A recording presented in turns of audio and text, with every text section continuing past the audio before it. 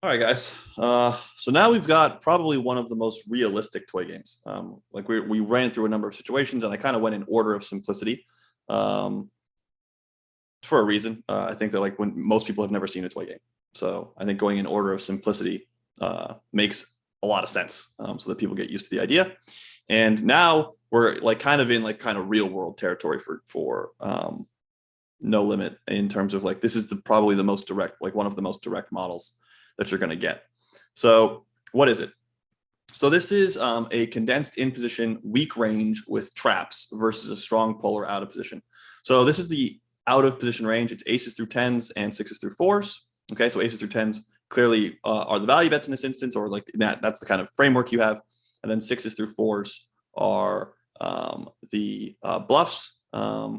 And so this is like a much more polar distribution. So this is, and the reason I said that this is kind of like more realistic is because if the out of position player, like this is like you check raise the turn, right? You check raise the turn and you get to the river. What do you have on when you check raise the turn and get to the river? You have the nuts or a bluff, right? You don't have a bunch of medium strength hands, okay? So you have like real strong hands or you have a bluff, okay?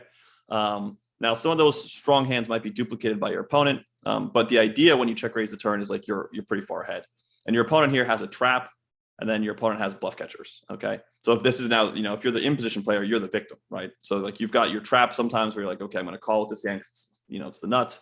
I need some strong hands here.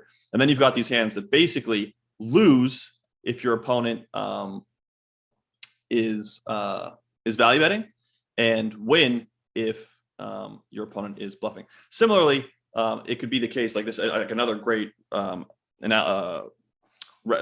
another great situation that relates really well to this is, I'll say the long-winded version, is just your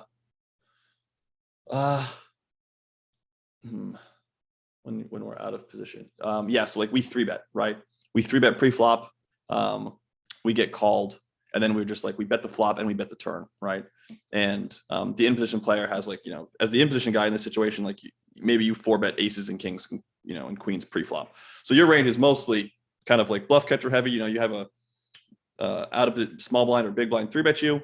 The flop's like deuce, deuce, 3, right? And he triples off.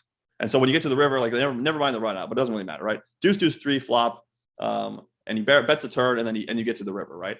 And the guy that's out of position in that situation, he might be bluffing, but he might have the nuts. And you, because you didn't re-raise pre-flop, right? Because you didn't re-raise pre-flop, for the most part, you just have bluff catching hands. You have like pocket 8s or 9s, right? Just like that. And then you might have a trap sometimes. Like occasionally you'll have a trap. Maybe you have, on deuce, deuce, 3, maybe you have ace, deuce suited or something. So occasionally you'll show up with a trap, but for the most part, you have this like bluff catcher type of range. And so this scenario is really common when we're playing, right? The scenario is really common when we're playing. And we're going to look at this for where it's set up this way for out of position. And then we'll look at this way where we just flip the situation and go again, right? So yeah, so this is, like I said, this is one of the most valuable ones to take a look at. And we still have all of our bet sizings. Everything else is pretty much the same.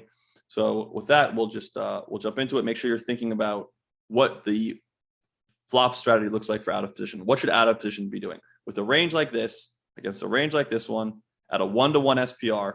What should out of position be doing? Should out of position be checking a lot? Should out of position be betting a lot? What should things look like? Come up with your predictions, and we'll get started in just a sec. All right, guys. So now we've got the flop here for out of position, and we see there's a lot of betting, which makes sense, right? The out of position strategy basically wins all the time. Aces through jacks are asymmetric nuts. The opponent is, or the in position player lacks aces through jacks, and then tens is a hand that splits with tens. At the top of the opponent's range. So the opponent's range starts at pocket 10s after the trap, so pocket aces. And then there's the bluffs down here. So what we're seeing emerge here is, first of all, it's a lot of shoving. There's no real small betting. You're just trying to get the stack in the middle. There is some half pot, and that comes in exclusively with pocket 10s. We also see that pocket 10s is on its own. So pocket 10s. So one of the ideas here is that if your opponent's strongest hand is pocket 10s, you don't need a stronger hand than pocket 10s in the bet half pot range. Why would you ever need a stronger hand than pocket 10s in the bet half pot range? If your strongest hand your opponent has is pocket 10s, you don't need one. So in this context, like this hand is by itself, and it makes perfect sense. Like it's totally not saying that you couldn't have this hand on its own otherwise, because you could just defend it because the SPR is narrow and you just bet call it off. But the point is still the same, which is like when your opponent's range starts at pocket tens, you don't really need jacks in this range necessarily. And jacks just maximize, the EV maximizes by jamming at a 1-to-1 SPR. Also, key to this is the bluff to value ratio management idea, which is that you got to be careful. Even though, yes, you win a lot, you've got to be careful with over bluffing. Okay. So I think pretty easy strategy to understand. Yeah, with that, we can go ahead and take a look at the in position strategy. We'll take a look at the versus checks just so you guys can see it. But it's not going to be interesting. But actually, because it's not going to be interesting, I'm just going to take a look at it now. So if we check in position value bets pocket aces, which is pretty mandatory, value bets pocket tens, and then that's kind of all she wrote. And I don't actually think. Let's just take a look. Yeah, that's what I thought. I was like, oh, and when it looked this way, I was kind of confused for a second. If you take a second to look at these numbers, just think for a second why I was kind of confused when I saw the graphic. All right, so I've given you some seconds to think. Maybe you want to pause it. All of these hands, guys, are worth the same amount of money. So when it looks like this, I was kind of confused for a second. That's why I clicked the button. I was like, wait, what the hell is going on? All of these hands win the whole pot, right? There's 100 chips in the middle. These hands win 100, win 100, win 100, win 100, win 100. Why is that? Well, it's simple. The check range is just check folding. The checking range is just bluffs that have 0 EV. They couldn't be put into the betting range. Okay, these hands couldn't be put into the betting range, and because you would have exceeded the bluff to value ratio. So these hands checked because they were forced to check. But all of your strong hands bet. And so if you have pocket sevens, you beat pocket sixes. So you win the whole pot already, right? So there's no incentive to bet. So what I actually thought was gonna, like, I'm silly sometimes. And so what I thought it was gonna do is gonna just check 100. I just thought like this whole thing would just be green and it wouldn't be interesting at all. Or I thought this whole thing would be red and it wouldn't be interesting at all. But it still does this thing where it bets the nuts and then like mixes tens and then like, it still behaves in this way. But it doesn't matter, right? Like all of these hands are worth the exact same amount of money. This is just like, it's a cute picture, but they're all worth the same amount of money mathematically. So anyways, we can call this one here and then we'll go ahead and take a look at the in position versus bet strategy, because of course this is just not interesting at all. These hands win the pot. So like if you bet, the opponent folds 100. So yeah. So let's go ahead and take a look at the in position strategy now versus bet. All right, guys. So we're gonna go ahead and take a look at this in position strategy when out of position bets pot. So very quickly, before we take a look, you can pause the video. What do you think the fold percentage is going to be? What's the fold percentage going to be if out of position jams with this very strong range here? Should be 50%, right? I haven't seen it, but it should be 50% still. I don't really see why the fold percentage would change at all. Keep in mind that sixes, fives, and fours are not reaching their full potential. This is one of the clues, by the way, when you're actually looking at the solution. One of the clues is in the fact that sixes, fives, and fours aren't jamming. The only reason that sixes, fives, and fours aren't jamming is they're not profitable jams. Why are they not profitable jams? They're not profitable jams because your opponent is defending at minimum defense frequency. So even though I haven't seen the solution, I kind of get to cheat because I've seen this. These hands are still checking sometimes, and these hands never win when they check.